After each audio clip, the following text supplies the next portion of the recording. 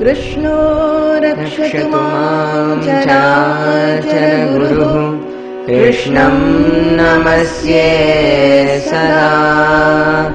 कृष्णेनैव सुरक्षितोऽहमसकृत् कृष्णाय दत्तं मनः। We will discuss the eternal culture of an eternal civilization that India is.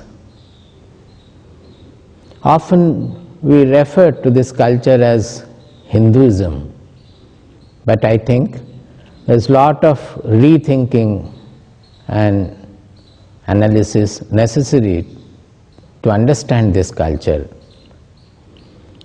This Hinduism often is regarded as a religion parallel to the various other religions of the world. There I think we have been making a grave mistake.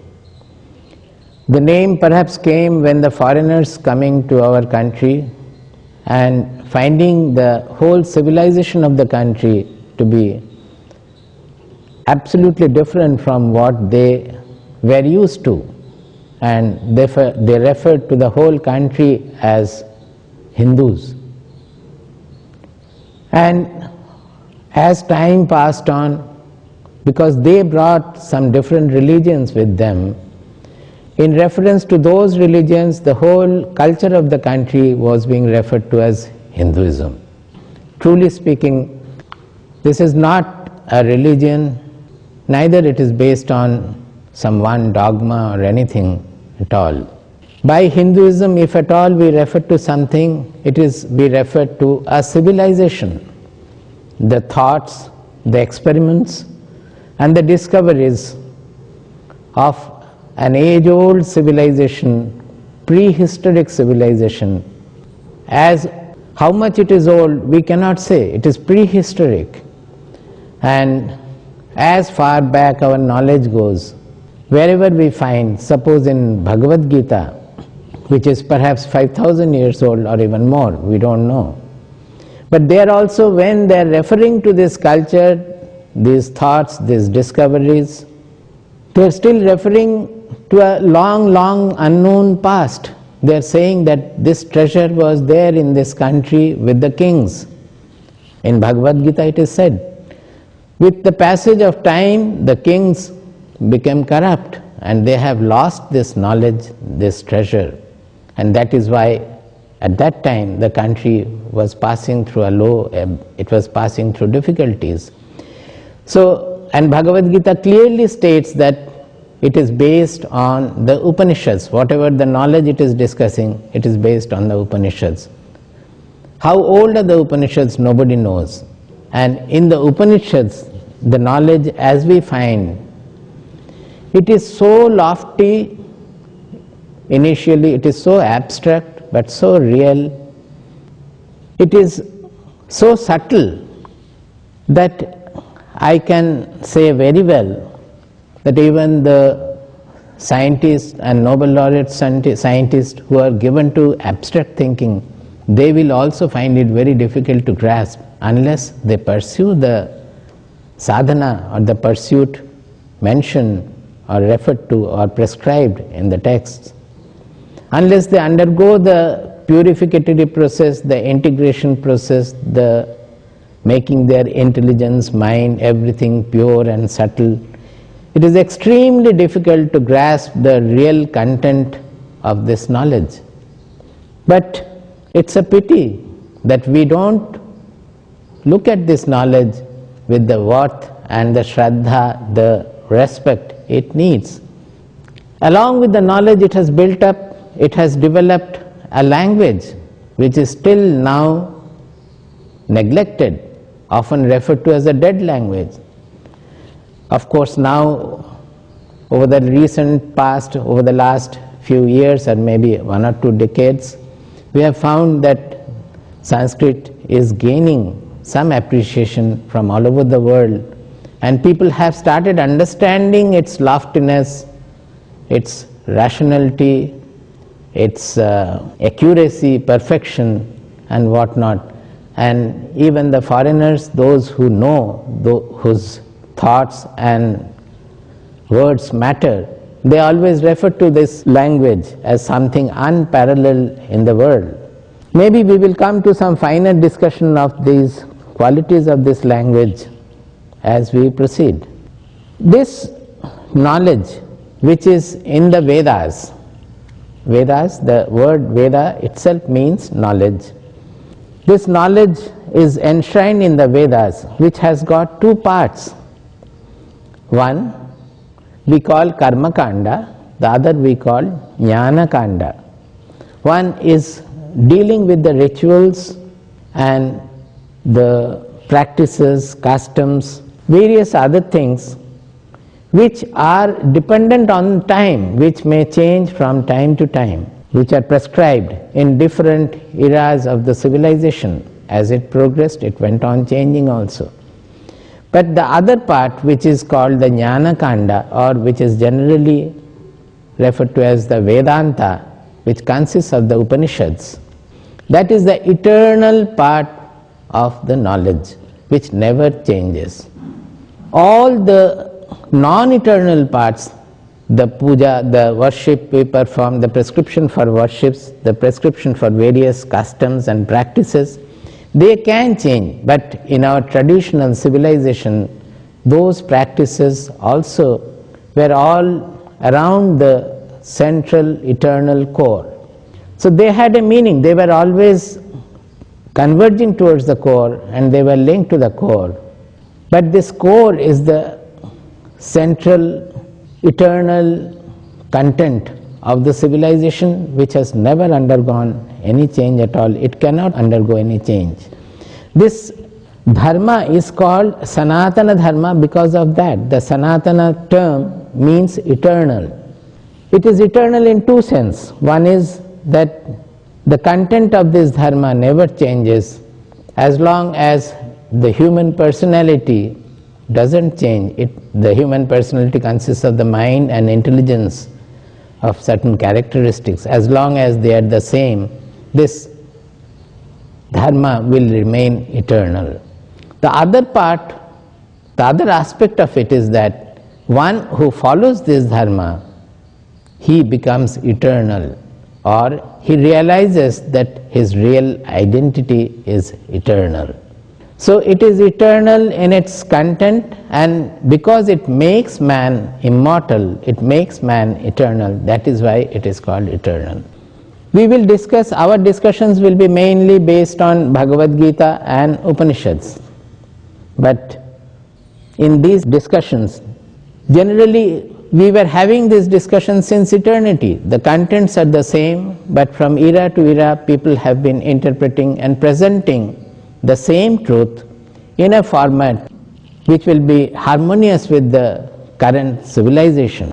Particularly my Purvashrama background being a physicist, so my discussions, as I discuss, I would like to see and present the eternal truth from the point of view of the modern rational understanding, so that anybody given to that scientific orientation will not find it something unnatural or distant from his thoughts and analysis.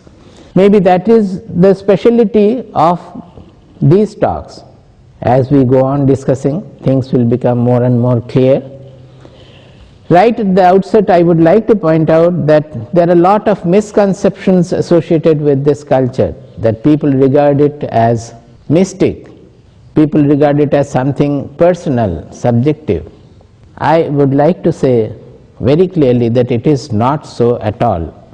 As physics, chemistry, maths, even medical science, you cannot call it a Christian physics, you cannot call it a British physics or American physics, you cannot call it an Arabian mathematics or it is a Malaysian mathematics. You cannot call it Christian chemistry or Islamic chemistry. Physics is physics, chemistry is chemistry, mathematics is mathematics. Irrespective of the religion, the racial identity, the nation, the national identity, or any such limiting identity.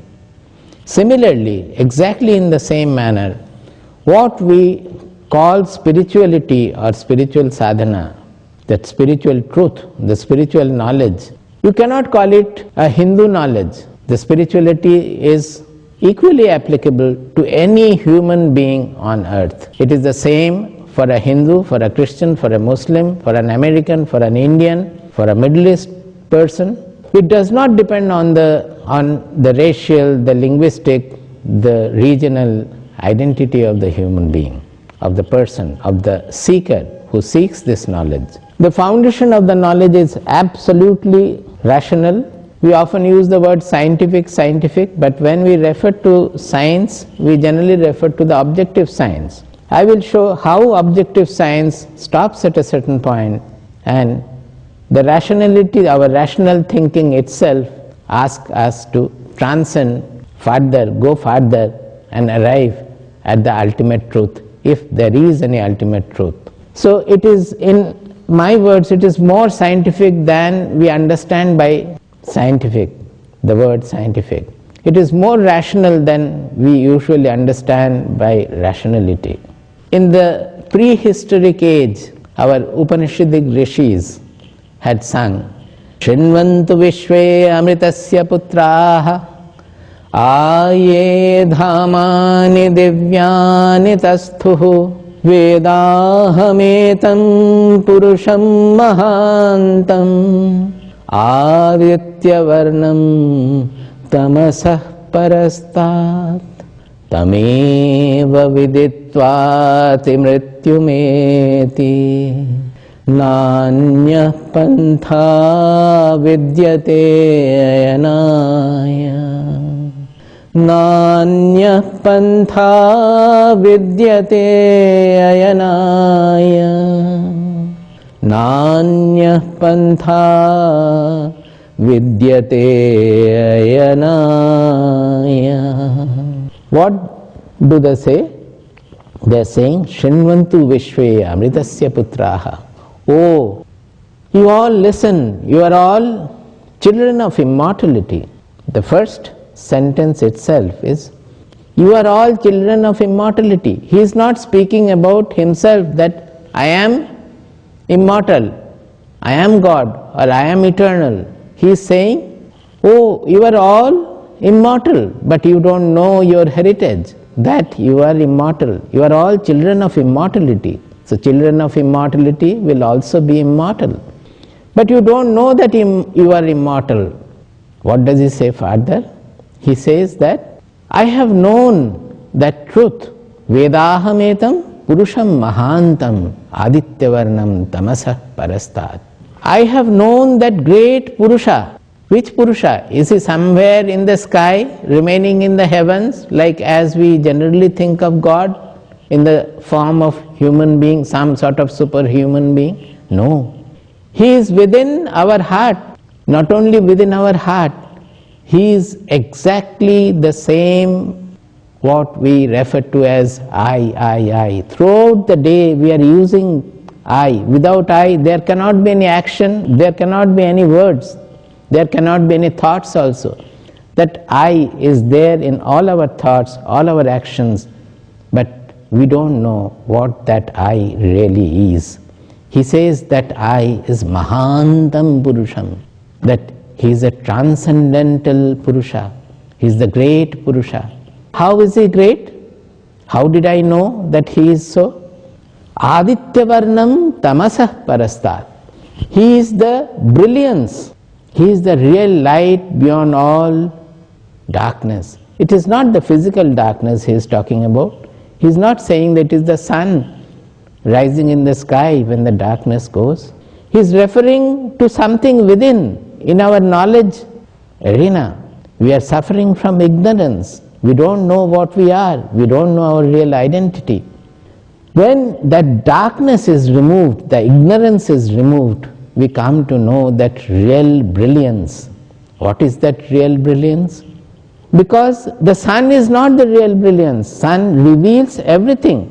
But to know the sun, I have to be there. The revealer of the sun is my consciousness. Without the consciousness, we cannot know the sun. So the real revealer is what I am, the consciousness in me. That reveals the sun, that reveals the external world, that reveals the internal world of thoughts, that reveals the internal world of emotions, the internal world of intelligential analysis. Everything is revealed by that. He is the revealer of everything. So he is the real brilliance, the real revealer. Vedahametam purusham mahantam adityavarnam tamasah parastat. So he is not sun in the physical sense, but he is the real sun, the revealer of everything. Then he further says, Tameva viditva atimrityumeti. Knowing that alone, atimrityum, we can transcend death, not the physical death of the body, but we can know that we are referring to that identity, I, that is really immortal, that is birthless, that is deathless. So knowing that real identity, what we are, knowing that Adityavarnam Mahantam Purusham, knowing that identity, we become immortal, we transcend death. When we transcend death, we transcend birth also. He is eternal, transcending both birth and death. Tameva viditva atimrityumeti. Then he cautions, Nanyah pantha vidyate ayanaya.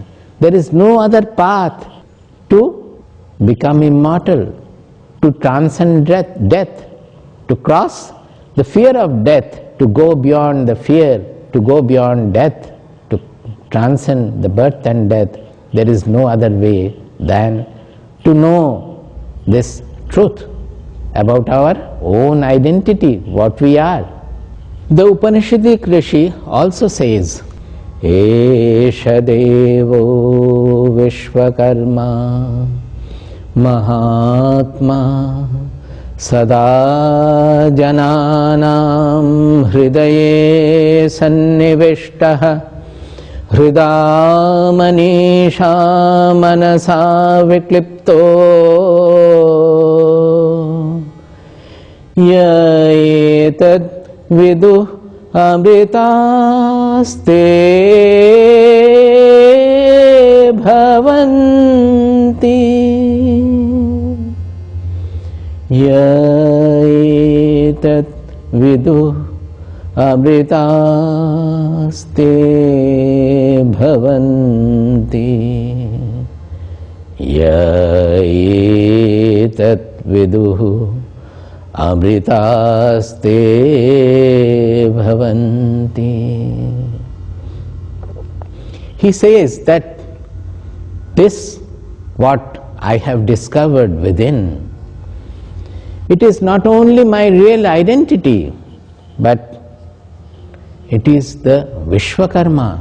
It is the source of the universe. It is the substratum of the universe.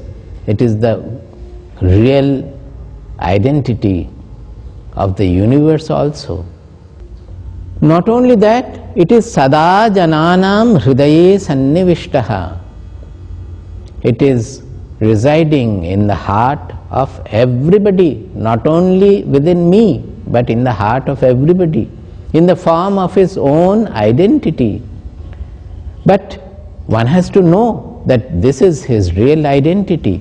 He is referring to the message also. How to know about it? He is saying, Hrida Manisha Manasa Abhikliptaha Yaetad Viduhu Amritaste Bhavanti. Te Amritaha Bhavanti. It is a plural, Te Amritaha Bhavanti. That is, everybody who does this, they become immortal. Not that they become immortal bodily, but they understand, they realize that they are immortal.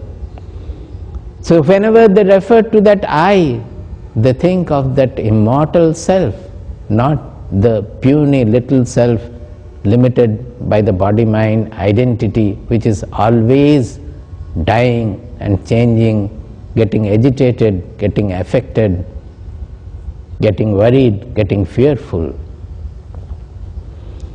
Ya etad viduhu, one who knows this, amritaha te bhavanti, they become immortal. How do they know about it?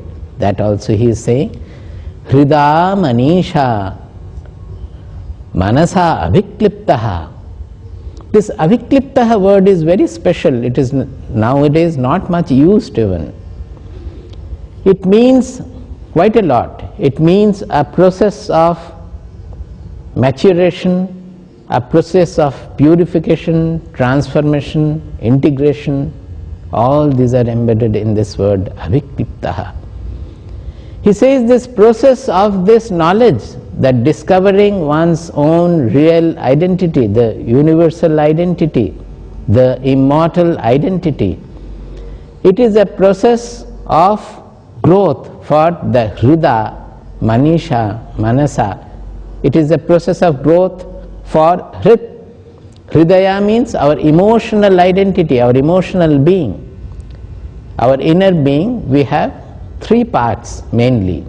One is the emotional part of it, one is the thoughtful, the mind part of it, manas, and the other is the analytical part of it, which is manit. Manit means it is the buddhi, the source of buddhi. So manisha, hrida, manisha, manasa, avikliptaha. By a process of purification, maturation, integration, transformation, you can say metamorphosis of our emotional part, the mental part, and the intelligential part of our being, we come to know this truth.